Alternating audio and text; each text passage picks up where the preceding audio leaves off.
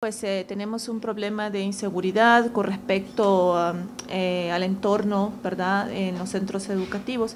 ¿De qué manera les está afectando a ustedes la inseguridad?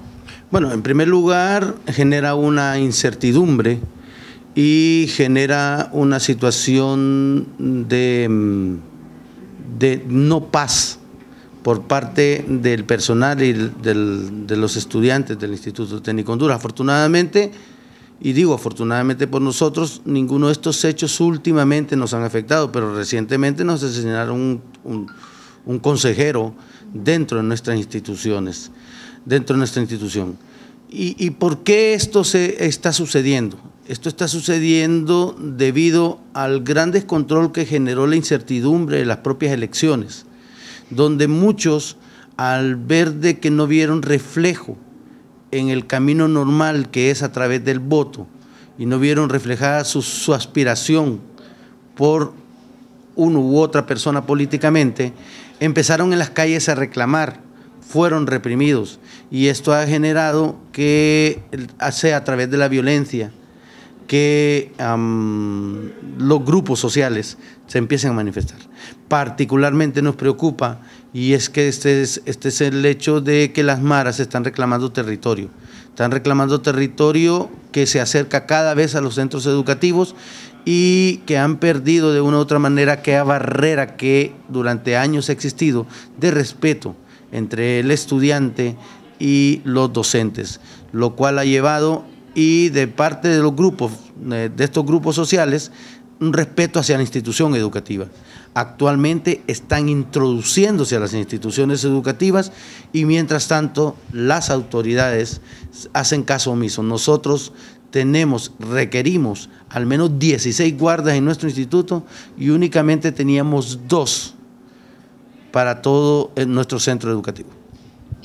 Ayer precisamente, ya que usted mencionó sobre lo de las maras, en conferencia de prensa el ministro de Educación, Marcial Solís, en conjunto con la policía y la ministra de Derechos Humanos, mencionaron que detectaron 3 problemas en los centros educativos, que son la trata de niños, el problema con las maras.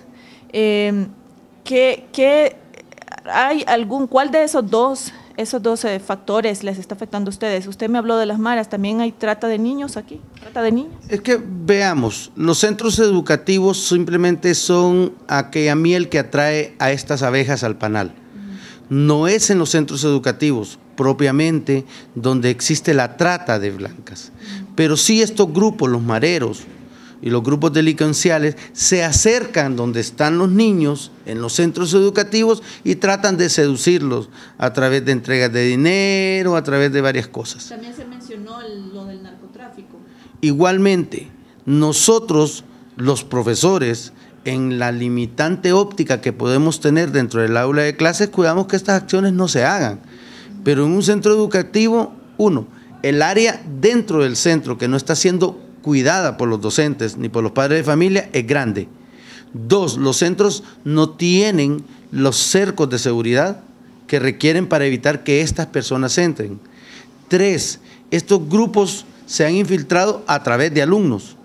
Y como actualmente nosotros tenemos una legislación muy permisible, en el sentido de que no puede llamársele la atención a un estudiante porque se argumenta violación de sus derechos, y nosotros queremos tratar de encontrar cuál es la línea que divide esto. Entendemos y vamos a respetar siempre los derechos de los muchachos, pero los derechos del niño se pierden o se ven sustituidos cuando existen actos de violencia, actos de delincuencia por parte de algunos muchachos que, aun siendo menores de edad, lindan con la delincuencia. Y esas son las cosas que debemos de corregir. Muchos maestros, bueno, también el ministro de Educación mencionó que muchos maestros le han solicitado colocar policías dentro de los centros educativos, pero él dijo que no cuentan con la logística, el recurso humano para hacerlo. Bien, me parece que en un país que se debe a la juventud, esa es una mala respuesta. Esa es una mala respuesta. De parte del ministro de Educación debe decir, haremos todos nuestros esfuerzos para poder canalizar todos los requerimientos que tienen los centros educativos para garantizar su seguridad. Mire, nosotros lo único que hemos hecho es cambiar las estadísticas. Cambiamos una estadística que había hace 5 años donde decía que habían 100 muertos hondureños por cada 100.000 habitantes y ahora lo que están matando son muchachos, estudiantes, y eso es peligroso. O sea, lo único que ha pasado es que la delincuencia ha pasado sus cuentas a los centros educativos. Y la solución no solo está, y no debe solo pensarse en militarizar los centros educativos. Hay que buscar las maneras. El 20 de septiembre aquí se asesinó un profesor, el profesor Mario Morazán Ramírez, y las autoridades en aquel momento, en una reunión el día 21 de septiembre, junto con padres de familia, junto con todas las autoridades, nos prometieron que nos iban a nombrar un número de consejeros que necesitamos para poder cuidar. Pregúnteme cuántos han nombrado. Ninguno. Me dijeron que me iban a nombrar personal para vigilancia. No es militarizar, es personal para vigilancia.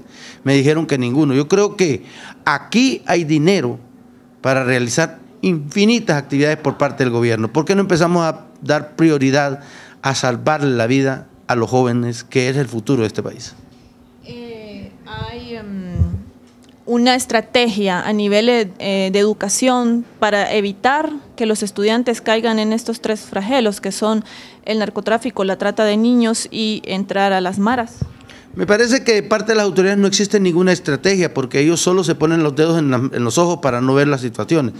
Pero en los centros educativos, los padres de familia, los mismos estudiantes, los docentes y las autoridades estamos trabajando conjuntamente para ir buscando los paliativos que nos permitan tratar de solventar los problemas. No tenemos nosotros, porque no tenemos los recursos económicos, no tenemos los recursos para solventar todo, pero estamos haciendo. O sea, los padres de familia no se llaman a mí no me corresponde, porque nosotros somos muy dados en nuestro país a decir, no, es que eso no me corresponde a mí, es que la culpa es de tal. Nosotros no estamos buscando culpables, los culpables son los deterioros de la sociedad.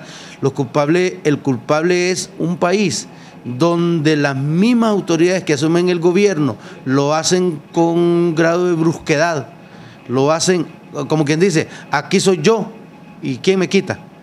Entonces, eso es lo que está pasando en los centros educativos. Se está reflejando la violencia que hay en el país.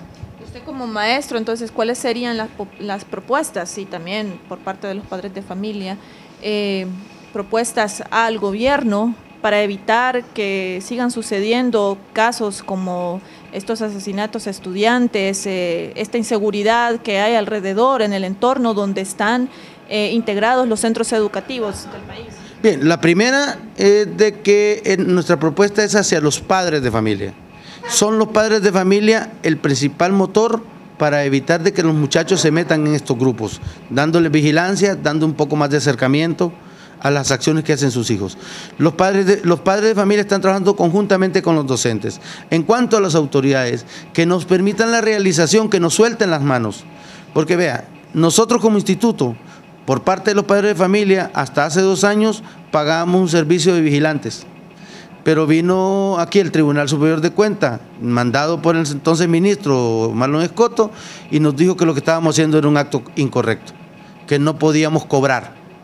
Nosotros no estamos cobrando, pero que nos permitan hacer actividades. Ahorita vamos a ver, aún contra las autoridades y aún sujeto a posibles sanciones, pero vamos a hacer 2 actividades económicas para nosotros ver cómo podemos conseguir unos guardias y poder resolver el problema, sin necesidad de decirle a cada padre de familia, la cuota suya son 500 lempiras, porque no resolvemos el problema tratando de echarle la carga económica a los padres de familia.